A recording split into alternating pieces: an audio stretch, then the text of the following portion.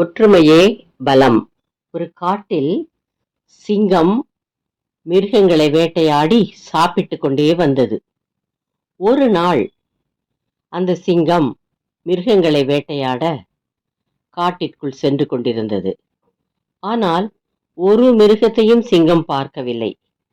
சிங்கம் சற்றும் மனம் தளராமல் எங்கேயாவது மிருகம் இருக்கிறதா என்று பார்த்து கொண்டே சென்றது. அப்போது வெகு தூரத்தில் எருமைகள் புட்களை மேய்ந்து கொண்டிருந்ததை சிங்கம் பார்த்தது. ஆஹா, இன்றைக்கு எனக்கு நல்ல வேட்டை கிடைத்திருக்கிறது என்று சிங்கம் நினைத்தது. மிகவும் வேகமாக ஓடிச் சென்று எருமை கூட்டத்தில் உள்ள ஒரு எருமையின் மேல் வேகமாக பாய்ந்தது. ஆனால் எருமைகளின் தலைவனும் மற்ற எருமைகளும் சேர்ந்து சிங்கத்தை முட்டி அதை காயப்படுத்தியது. அப்போது சிங்கம் எருமைகளின் இடத்திலிருந்து தப்பி வேகமாக வேறு இடத்திற்கு சென்று மறைந்தது. தன்னை தாக்கிய எருமைகளை பழிவாங்க சிங்கம் நினைத்தது. என்ன செய்வது என்று யோசித்தது. அப்போது எதிரே ஒரு நரி வந்ததை சிங்கம் பார்த்தது. சிங்கம் தனக்கு ஏற்பட்ட அவமானத்தை நரியினிடத்தில் கூறியது. நரியும் சிங்கத்தை பார்த்து, சிங்கராஜாவே, கவலைப்படாதீர்கள். எருமைகளை நீங்கள் சாப்பிட நான் தந்திரமான ஒரு வழியை பின்பற்றுவேன்.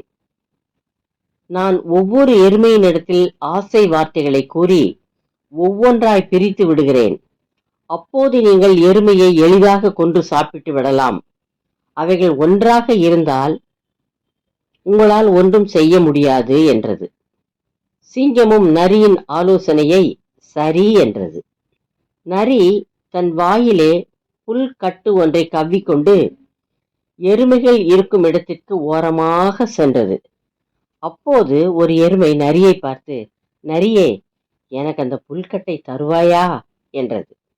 அதற்கு நரி, நீ அதோ தெரிகிறதே அந்த மரத்தடிக்கு தனியாக வா, நான் உனக்கு தருகிறேன் என்றது. எருமையும் நரியின் பேச்சை கேட்டு நரியின் பின்னால் சென்றது.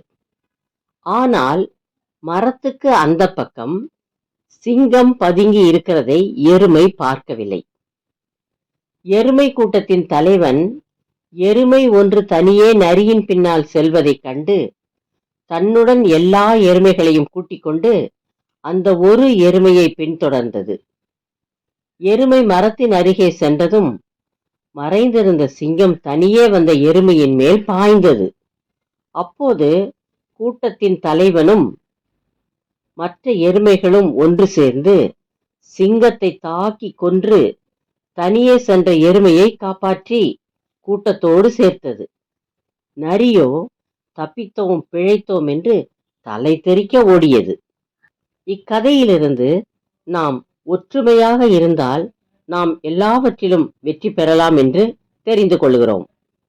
தேங்க்ஸ் ஃபார் வாட்சிங். Like, share, subscribe.